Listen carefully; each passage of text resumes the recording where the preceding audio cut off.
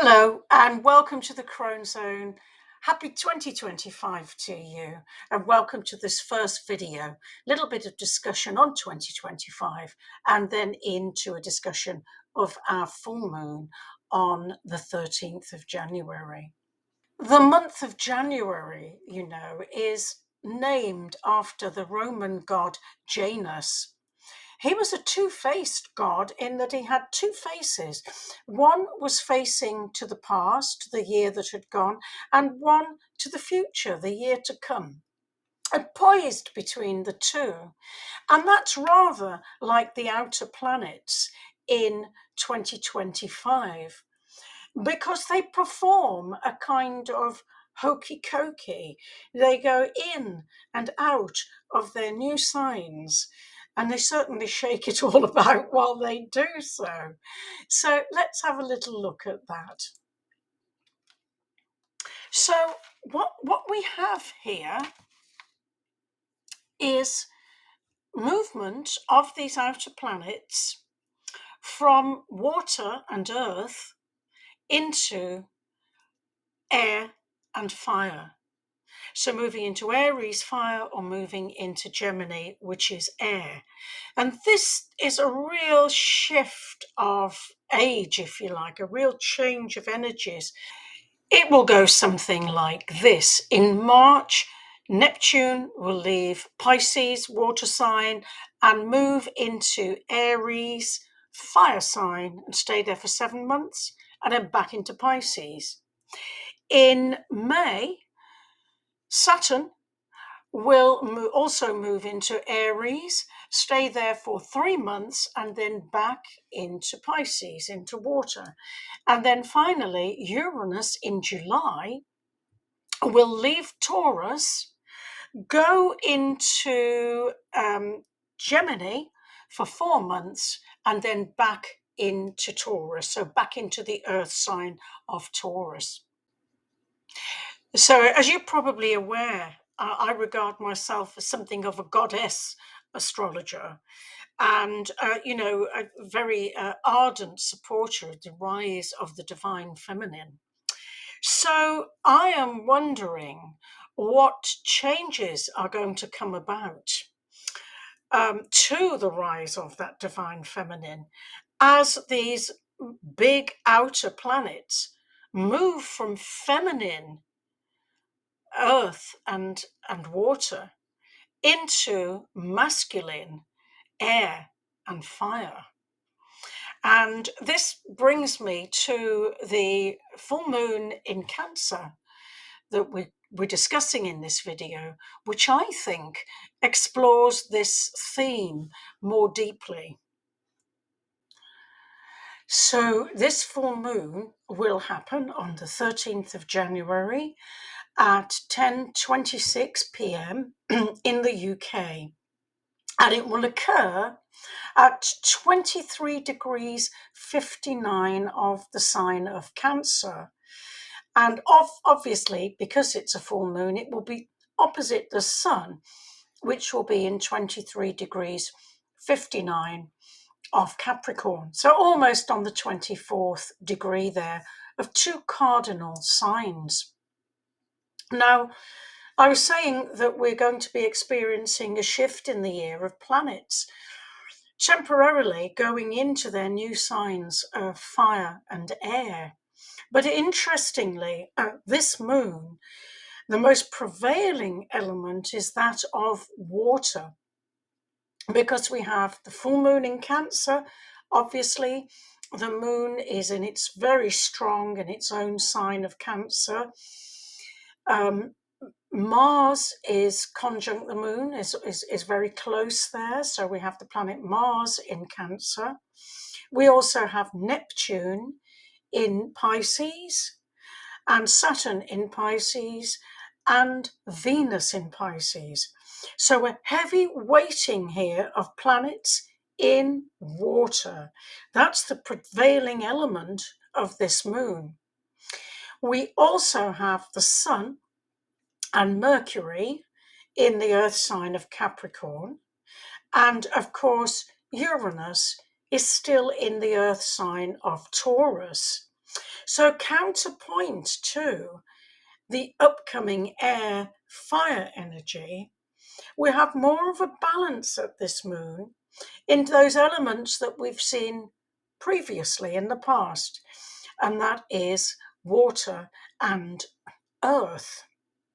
Now, if we also bear in mind that the lunar nodes are shifting and the North Node will be shifting into the sign of Pisces, we have even more weighting on this element of water. So clearly, this moon is going to be a time of very intense emotions. But turning perhaps more to the more negative of possibilities that it brings is a distinct possibility that certainly in the UK and other parts of the world as well, we're already seeing, and that is the theme of flooding and concerns for the ocean. Anything to do with bodies of water and flooding remain very high as possibilities there. So we should be thinking about those.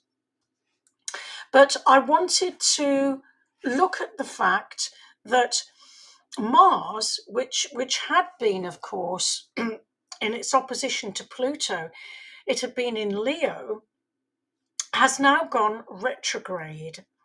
And this is an energy that many of us may have been feeling, perhaps as a loss of drive, a loss of impetus in some ways, a sort of down dip in energy and motivation can happen, sometimes in confidence too. And Mars is currently retrograde. I think it's until the 23rd of February. It's retrograde in Cancer. So this is an interesting signature here. It has gone back into the sign of Cancer. And we can think of possible interpretations for that. Now, Mars is a sign of the warrior, Cancer very much that of the home, the homeland. And so we have, the sign of the warrior in the homeland, this sense perhaps of fighting for home territory, especially because we're opposite the sun in Capricorn and Mercury's there too, which can be an emphasis of thinking of our resources, our money, the things that are ours. And we have Eris squaring the sun and the moon. So again, there's this possibility of either discord within countries where this energy is flaring up, or between countries. And I think we've seen some elements of both of those. But those are the more negative possibilities that it's only right that I mention those because, of course, as possibilities they exist. But I see far more signatures that are positive in this moon than negative. Let's look at a couple of them. So Uranus, which is going to be such a game changer, we're going to feel it so much when it moves into Gemini out of Taurus. Uranus is forming a very strong trine to the sun in Capricorn and sextiling the moon with this idea of helpful steps that can be taken, which will really help future developments. I'd also like to go back to the new moon that we had right at the very end of December, which was looking ahead to 2025. And in the new moon there, the strong Capricornian emphasis was on laying plans and finding ways to make those plans both ambitious, forward looking, dreaming big, but also bringing in a grounding element. I think we're going to be missing the element of air during 2025 at times. I think things are going to be moving incredibly quickly. And it will be important for all of us to remain grounded. But I think it's also important that we take this opportunity. It came up with the new moon, and here it is now in fruition with the full moon. And it's this opportunity to ground and solidify important things before we move forward. So I think we can interpret, one of the ways we can interpret Mars going to the sign of Cancer is this need to take from Cancer to preserve something incredibly important there.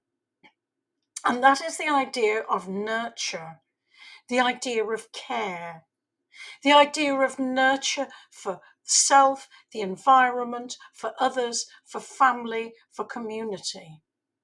This idea of safeguarding, providing for, and nurturing. I think including self-nurture, as I think I've said, that's going to be incredibly important.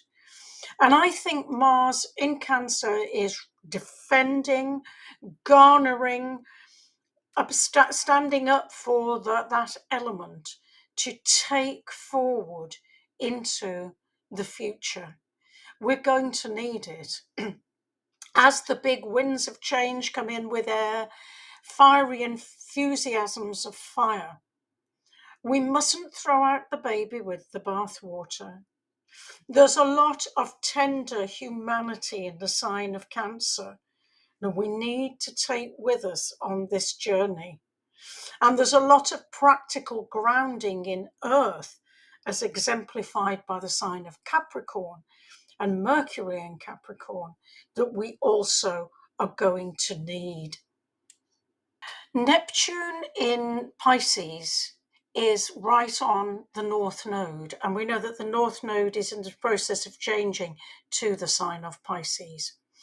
And this is forming a trine to Mars, so helpful energies to Mars. So not only is Mars in a much more tender water sign of Cancer, but it is also supported by Neptune, right by the nodes. And we know that it is on those nodes that the eclipses of the next 18 months will occur. And those will be game changers to take us forward into a new future, our direction of travel. So we know that this moon is in this Mars close to our full moon is important, and that it's being tenderized, if you like, by Neptune. And it's interesting, I think, that what can be a blessing like this on one level, at a lower level, can be quite otherwise.